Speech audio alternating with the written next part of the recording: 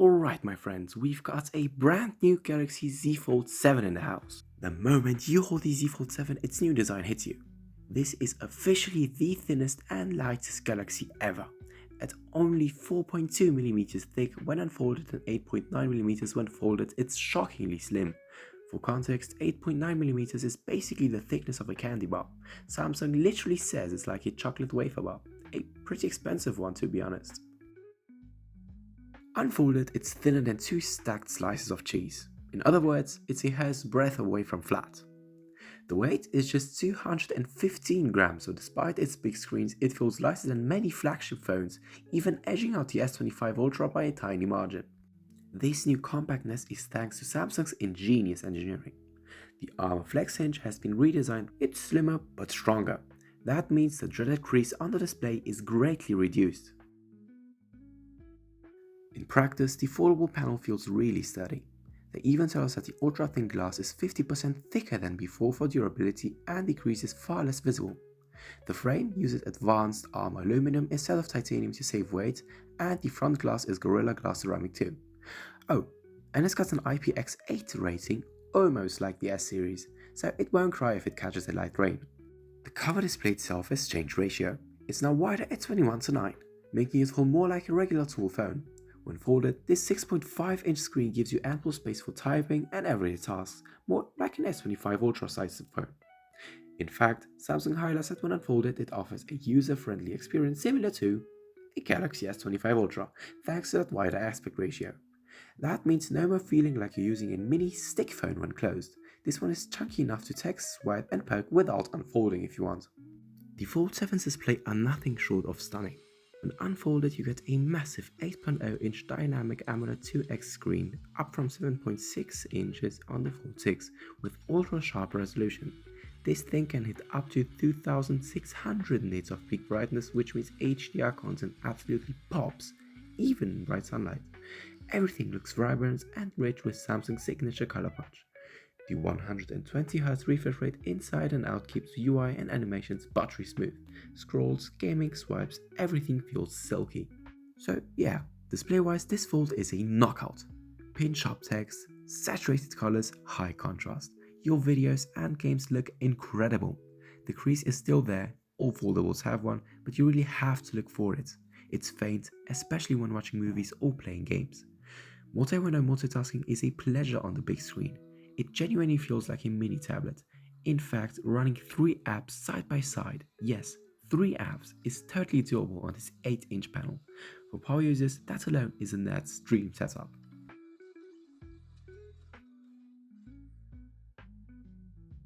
Samsung decided to go big with the cameras. The Fold7's headline shooter is a 200 megapixel wide lens with optical image stabilization. The first 200 megapixels on any foldable. That's literally the same sensor from the S23, 24 and 25 Ultra and the new Fold SE. The result? Camera nerds rejoice. You can crop insanely tight and still retain detail. In practice, daylight photos from this thing are crazy sharp. Early samples show it resolving tiny details that previous Fold owners only dreamed about. Night shots should be cleaner too thanks to Samsung's nightography improvements and a faster Pro Visual Engine AI processor. Supporting that beast are a 12 megapixel ultrawide and a 10 megapixel telephoto, which is a 3x optical zoom camera. The ultrawide is actually improved over the Fold6 and even gets a new macro mode. Nice bonus. The 3x OLED photo is identical in spec to last year, still OIS equipped but only 10 megapixels. And here's the rub, it's very good for a foldable, likely the best zoom we've seen on one, but it can't really match a real periscope system. In my test, 3x shots are perfectly usable, bright, colorful and social media worthy. The Fold7 does this job very well at 3x. But as soon as you zoom in further, say 5x or 10x crop, the limits show. There's no super tele lens like on the S Ultra series, so beyond 3x, you're relying on digital zoom and it does get blurry. In short, great everyday zoom, no ultra long shots. The flip side, your main and ultrawide are killer. The 200 megapixel main basically makes the Fold a top tier shooter.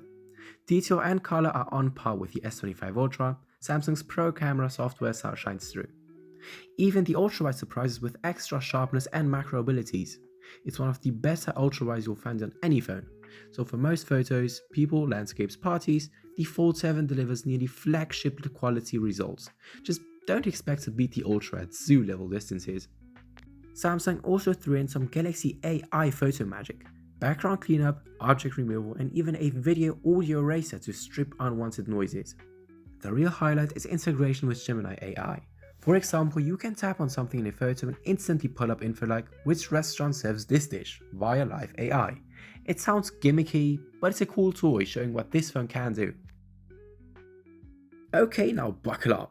Under the hood is the Snapdragon 8 Elite for Galaxy, a custom-tuned version of the last Gen 3 chipset. In simpler terms, it's the fastest Android chip available right now. In benchmarks and real life, the Fold7 is flat out absurdly powerful. I ran Geekbench, 3D Mark, PC Mark, you name it. Even while I was benching, I had Asphalt Legends running on split screen, because why not, just to push it to the limit. It just blazed through both tasks. In practical terms, everyday performance is butter smooth.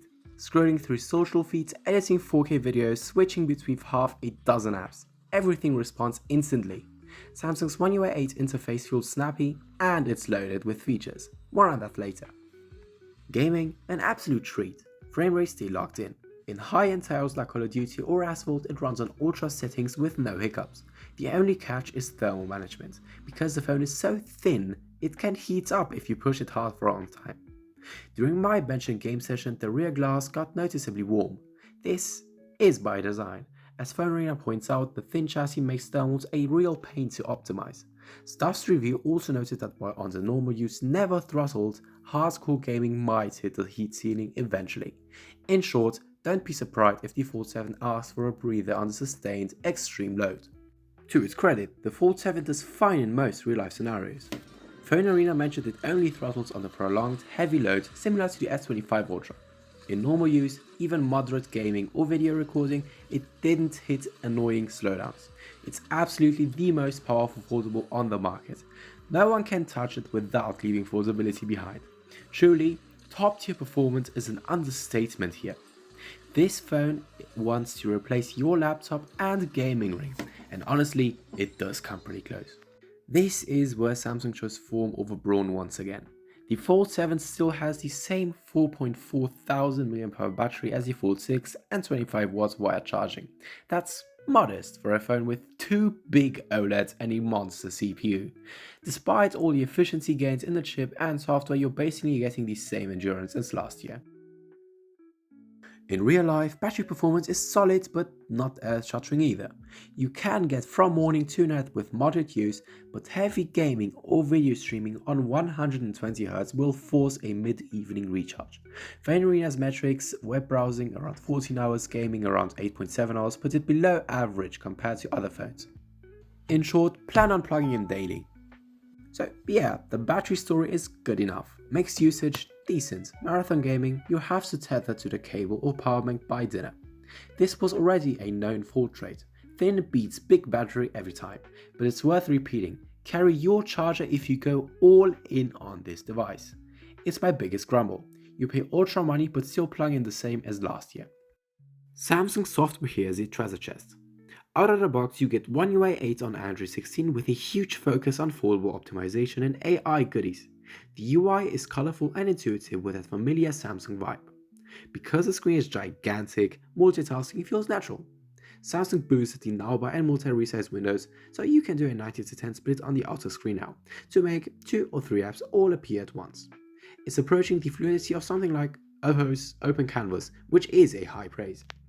One small quirk though. Samsung deliberately removed S Pen support on the Fold7 for thinness, so no built-in stylus slots and no official air actions here. If you were like me and love the S Pen on a big screen, that's a bummer. Some others have experimented with third-party pens via Bluetooth, but it's not official and it kinda sucks. For most users, I don't think it's a deal breaker, but it's something to note. It was in every reviews con section.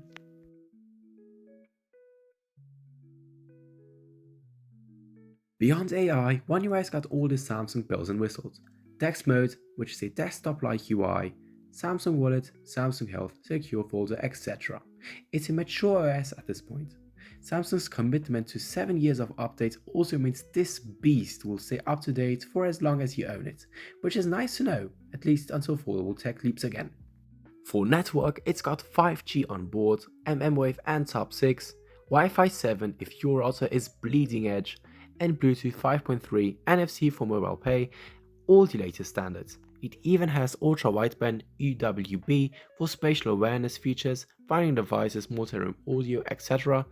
Dual eSIM is supported too, so you can have two carrier profiles without a physical SIM. Or with, depends on how you like it. Basically, there's nothing missing here.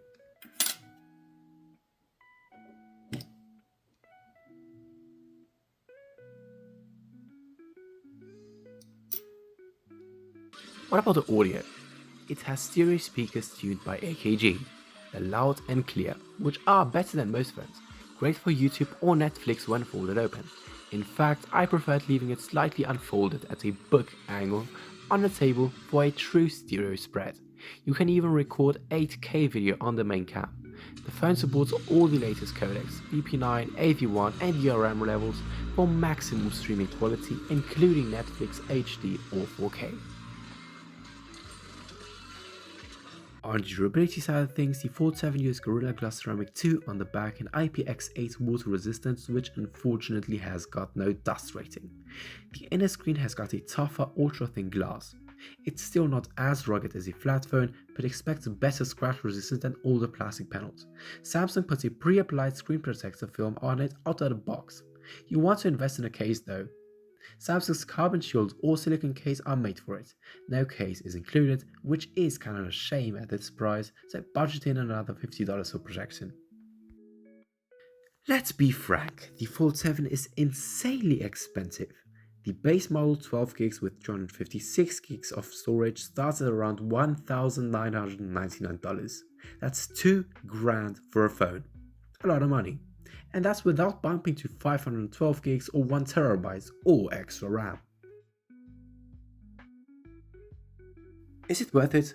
Well, it depends on how badly you want the very best foldable. You're essentially paying premium for features no other phone offers. The absolute thinnest build, the biggest foldable screens, and a 200 megapixel camera. If you demand bleeding edge, multitasking, and can't tolerate smaller screens, maybe, yeah.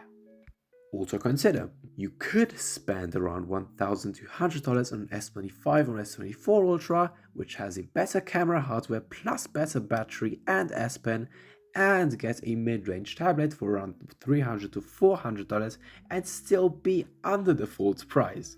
Factor that in. The Fold7 feels like a luxury gadget in every sense, not a budget pick. Many others point out the L of the high price in the scorecards, but they also note, in return you get Samsung's latest tech all-in-one. So yes, $2,000 is a ton. It's basically pricier than many laptops out there, so if your wallet flinches, and it definitely should, maybe wait for a sale. It's Samsung's showcase of 2025 innovation, the thinnest fold ever, top shelf camera, insane power and a glorious expandable screen. Unfolding it literally feels like entering a next-gen sci-fi world. For productivity freaks, multi-app multitasking, or those who want a phone and a small tablet in one package, it's pure gold. And yes, just carrying the pocket missile turns heads. Part of the fun is having the gadget, trust me.